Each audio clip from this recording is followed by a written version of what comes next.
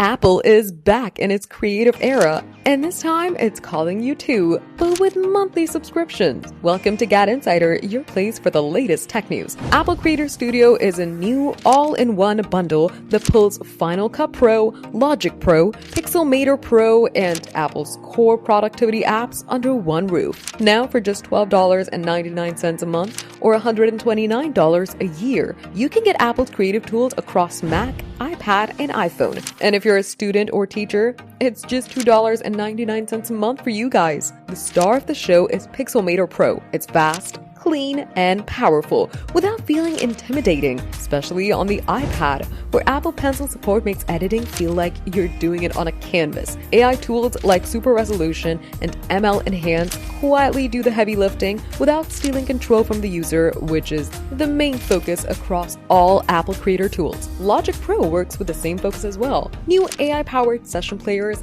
including a synth player built for EDM, act like virtual collaborators rather than replacements. Even non-musicians can sketch ideas quickly, while advanced tools like Stem Splitter make breaking down tracks shockingly easy. Final Cut Pro's updates aren't that big, but still very smart. It's got improved natural language search that makes managing huge libraries painless, while a new montage maker on iPad helps stitch clips together fastly. All in all, Creator Studio feels like a modern remix of iLife and iWork. It's purposeful, cohesive, and puts creators' ideas first. It's not just smart AI, it's useful AI. And for creators, students, or anyone curious to explore, Apple's latest bundle may be the best choice you can make. For more tech updates, subscribe to GadInsider. Like, comment, and share the video. And don't forget to press the bell icon so you never miss any update.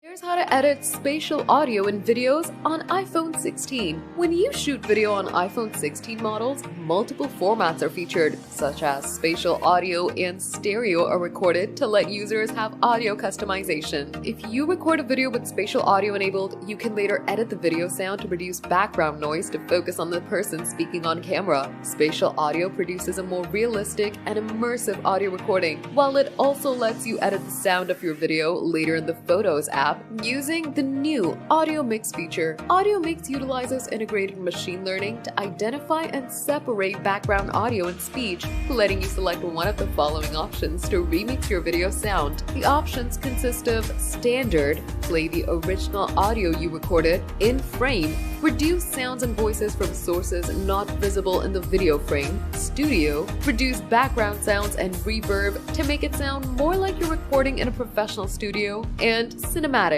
put all the voices onto a front-facing track and leave environmental noises in the surroundings, like the audio in movies. Now, GadInsider has compiled steps to show you how to edit the audio of a video captured on iPhone 16. First, launch the Photos app on your iPhone. Open a video, then tap the Edit icon. It looks like 3 sliders. Tap Audio Mix, then choose one of the following: Standard, In-Frame, Studio, or Cinematic. Drag the slider below the mix options to increase or decrease the effect and background noise levels. Now tap Done to finish. On iPhone 16 series, when you record video with spatial audio or stereo, wind noise is automatically reduced while recording. You can disable the setting by going to Settings, then going to Camera and clicking on Record Sound, and then turning off wind noise reduction. Still eyeing the Apple Pencil Gen 1 in 2025. It's super affordable, but is it actually worth your money today? In the next 5 minutes, we'll break down why this classic stylus might or might not be a smart buy for you. Let's find out. What's up? Welcome back to GadInsider. Today we're tackling a big question. Is the Apple Pencil Gen 1 still a good deal in 2025? With newer models like the Pencil Pro and USB-C out there, this first gen stylus is dirt cheap. But does it hold up? We'll cover compatibility, features, limitations, and who it's best for. Stick around. First, let's talk compatibility. The Apple Pencil Gen 1 works with older iPads like the iPad 6th to 9th gen, iPad Air 3, and iPad Pro models from 2015 to 2017. If you got a newer iPad like the M3 Air or iPad Mini 7, you're out of luck. It only supports the Pencil 2 or Pro. Check your iPad model before buying.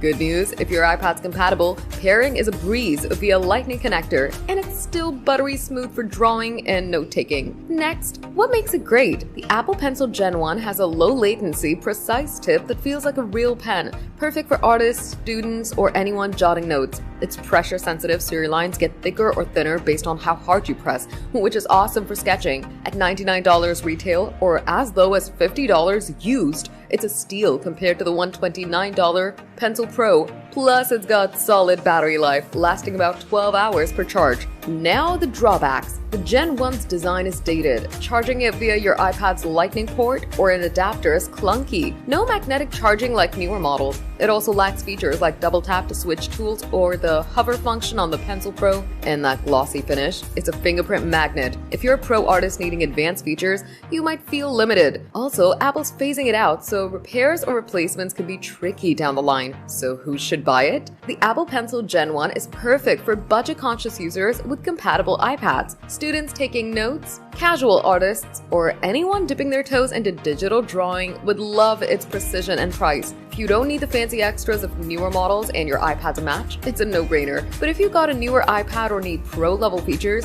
save up for the Pencil 2 or Pro. Let's talk value. In 2025, you can snag a used or refurbished Gen 1 for $50 to $70, way cheaper than the $99 USB-C pencil, which lacks pressure sensitivity. Third-party styluses like the Logitech Crayon are options, but they often feel less precise. If you're on a tight budget and want Apple's quality, the Gen 1's hard to beat. Just watch out for fakes when buying secondhand. Alright, verdict time. The Apple Pencil Gen 1 is still a smart buy in 2025 if you've got a compatible iPad and don't need the latest bells and whistles. It's affordable, precise, and gets the job done for most users. But if you're on a newer iPad or chasing pro features, look at the newer models.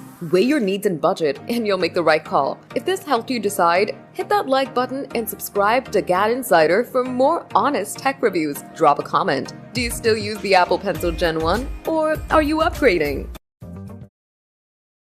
Hey Apple fans! Apple just revamped its App Store age ratings with new 13+, 16+, and 18+ tiers to keep users safer. Is this the ultimate protection upgrade? Welcome to GadInsider, your hub for the hottest tech news. Let's dive into this App Store shakeup. Apple announced new App Store age ratings, joining the existing 4+ and 9+ tiers. Aimed at better protecting users, these changes are live in the latest iOS betas. Want to know how it impacts your apps? Keep watching. Apple's added 13+, 16+, and 18+ ratings to make app and game classifications more precise. Apps have been auto-assigned to these tiers based on developers' past questionnaire responses, but developers can tweak ratings manually via App Store Connect if they don't fit. It's all about ensuring the right content reaches the right users. To support this, Apple updated its age rating survey with new mandatory questions about in-app controls, medical or wellness topics,